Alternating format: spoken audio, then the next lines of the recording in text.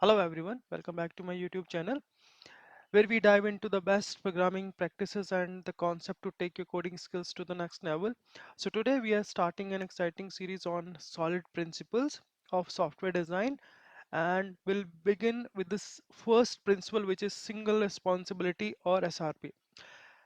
By end of this video, you'll not only understand SRP but also you'll learn how to apply these principles in your C# project for cleaner, more maintainable and professional level code. So if you're excited, so hit the like button and let's dive in. So as you can see on a screen, the first principle is solid single responsibility principle. All right. So this is the first of our 5 solid principles, and it states a class should have only one reason to change. And these principles are not only for your actual C# project implementation, this is also for your interview purpose. All right. So I don't think whenever you give a full stack C# .NET interview, so each and every interviewer will ask you one or more interview questions related to these principles. So this will help you for your interview preparation as well as your project implementation. All right. So first of all, what is SRP? So as I mentioned, a class should have only one reason to change. And if I answer in simpler terms, so every class in our application should focus on one and only one responsibility. Okay, so let me explain with an example. So let's assume you are in a restaurant. So there is a chef, so who is responsible for cooking food, and on the other side there is a waiter who serves the food, and there is also a cashier who handles the billing. Now suddenly the chef starts doing all the things like preparing food, serves the food, and also handles the billing. So now what happens? It will create a mess, right? The same logic applies to our software design. So if one class tries to do so many things, so it becomes harder to maintain, harder to debug and extend. All right. But by following our first principle, which is single responsibility principle, so we ensure that each part of our code focuses on a single responsibility. Let me open Visual Studio. So I have added a blank solution, so let me quickly add one project. So I'll show you one example, so how we can use our single responsibility principle in our C# code. So we'll create one project called invoice. So in this project we'll try to generate invoices, we'll try to print, also we'll try to save all these details into our database. Also we'll create a method to send an email to a particular customer. All right. So if you see here, let me quickly add one more class. So add class. So let me give it name billing system, or let me give it customer billing system. All right. So add, let me change the visibility as public. So we have customer billing system. All right. Now within this class, let me quickly add some methods, or methods are nothing but the responsibilities of this particular class.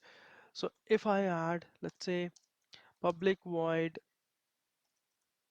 generate invoice. All right. Let me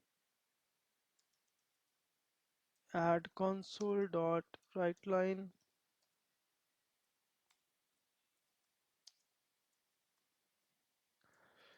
invoice generated. All right. So let's assume this is one responsibility of this class. Let's add another one, public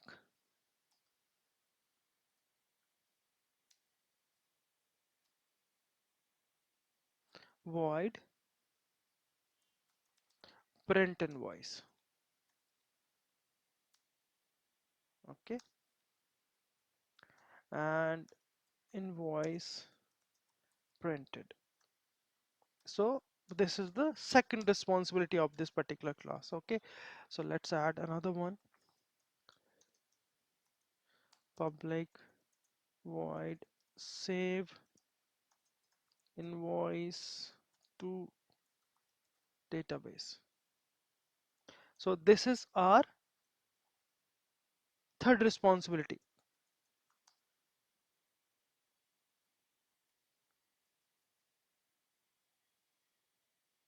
Invoice details saved to database. Okay, now let's add one more responsibility. Public void send email to customer. Console.writeLine invoice detail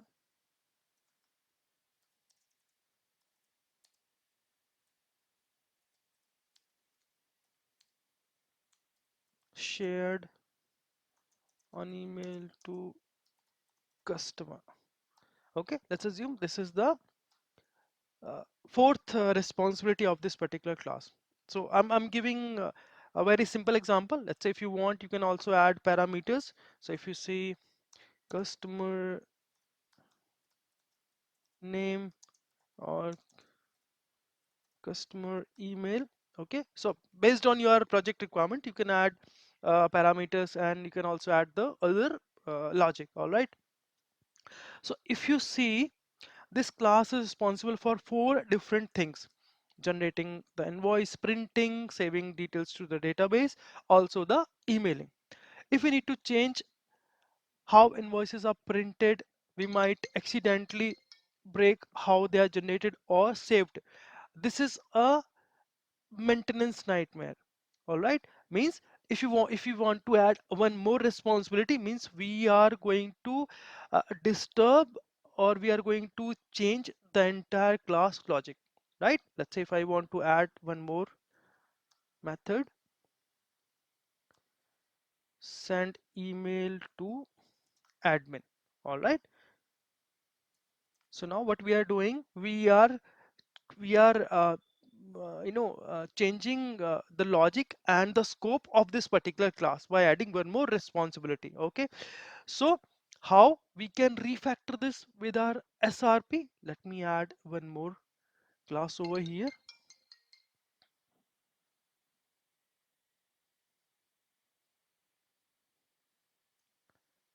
Let me copy this name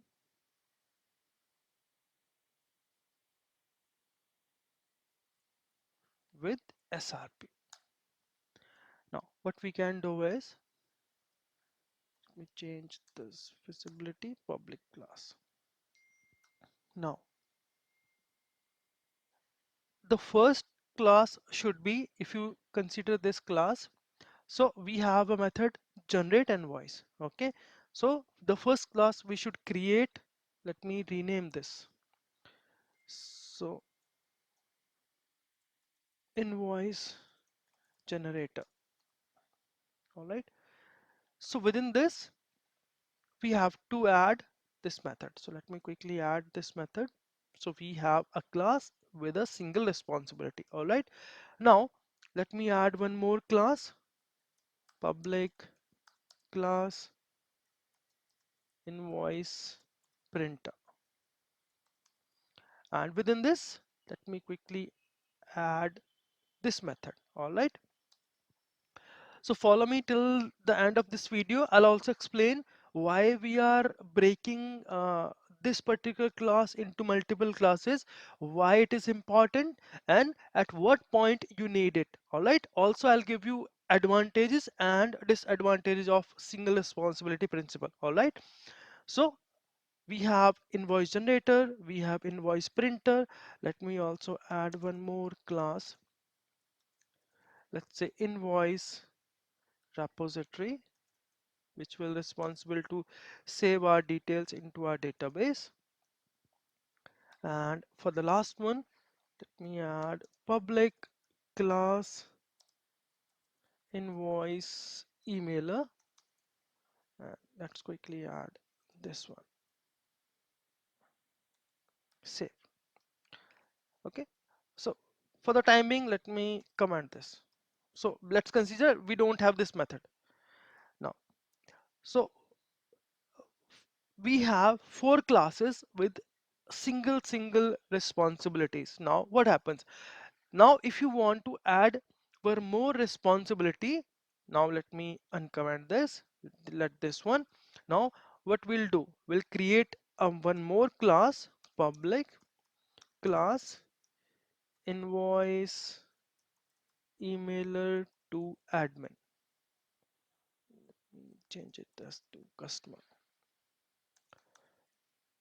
Let's copy this one, paste. All right. So now with this approach, if you see, each class has a single responsibility. If you want to change the email functionality, we only need to update invoice emailer class. The other classes remain untouched. This makes the code more maintainable and less prone to bugs. All right. Now if you see, we have implemented SRP. So let's quickly go over its pros and cons. Okay, so let me tell you the advantages. The first and the most important advantage of SRP is improved code maintainability. Means if you want to do any changes in this, so these classes remain untouched. Means we are not going to do any change in within these classes and within these functions. Means we have improved code. And another important aspect is easier to test smaller and focused class. If you see, if you compare this class having these methods and responsibilities with these classes, so these are smaller and easy to maintain and easy to test. All right.